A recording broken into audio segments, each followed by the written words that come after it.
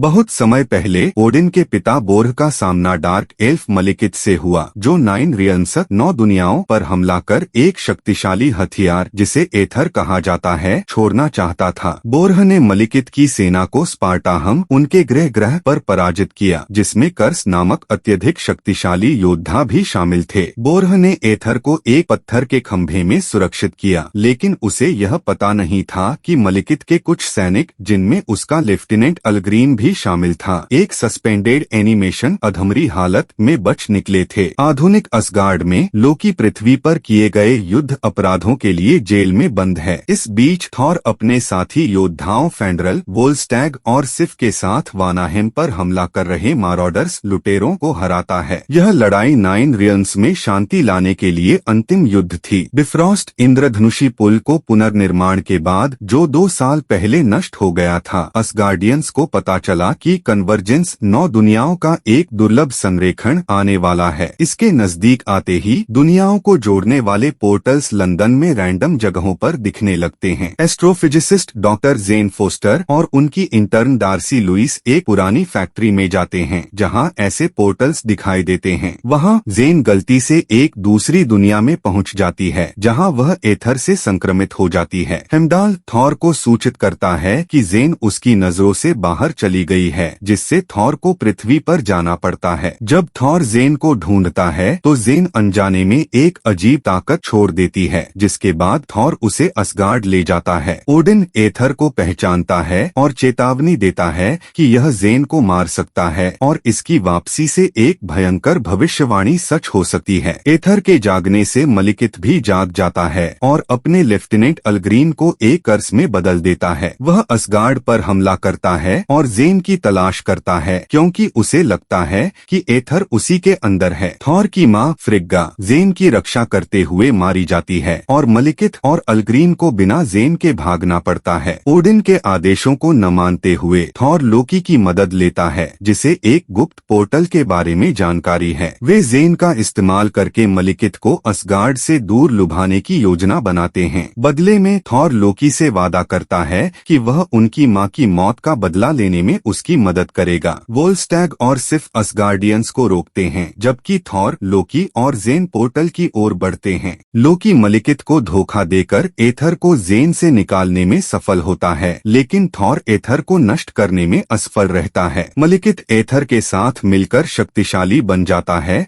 और भाग जाता है। अलग्रीन को मारते हुए लोकी घातक रूप से घायल हो जाता है और थॉर से वादा करता है कि वह उनके पिता को उसके बलिदान के बारे में बताएगा। इसके बाद थॉर और जेन एक और पोर्टल ढूंढते हैं और लंदन में डार्सी और डॉक्टर एरिक सेल्विक से मिलते हैं। उन्हें पता चलता है कि मलिकित 9 रियल्म्स में कन्वर्जेंस के केंद्र ग्रीनविच में एथर का इस्तेमाल करके डार्क एल्व्स का प्रभुत्व वापस लाने की योजना बना रहा है। थॉर मलिकित से लड़ता है, जो पोर्टल्स के जरिए अलग अलग दुनियाओं में जाता रहता है। अंत में थॉर मलिकित को स्पार्टाहम वापस भेज देता है, जहां वह अपनी ही क्षतिग्रस्त जहाज के नीचे कुचलकर मर जाता है। थॉर असगार्ड लौटा है और ओडिन का सिंहासन ग्रहण करने का प्रस्ताव ठुकरा देता है। वह ओडिन को लोकी के बलिदान के बारे में बताता है, लेकिन जैसे ही वह जाने लगता है, ओडिन की जगह लोकी आ जाता है, जो जीवित है और ओडिन का रूप धारण कर चुका है। मिड क्रेडिट सीन, वोल्स्टैग और सिफ कलेक्टर के पास एथर को जमा कराते हैं और कहते हैं कि टेस्सरैक्ट पहले से ही असगार्ड में है, इसलिए 2 इन्फिनिटी स्टोन्स का एक साथ होना खतरनाक होगा। कलेक्टर उनके जाने के बाद कहता है, 1 हो गया, 5 बाकी हैं। पोस्ट क्रेडिट सीन, जेन और थॉर पृथ्वी पर फिर से मिलते हैं, जबकि लंदन में एक फ्रॉस्ट मॉन्स्टर, जो लड़ाई के दौरान जोटुनहेम से पृथ्वी पर आया था, तबाही मचाता रहता है।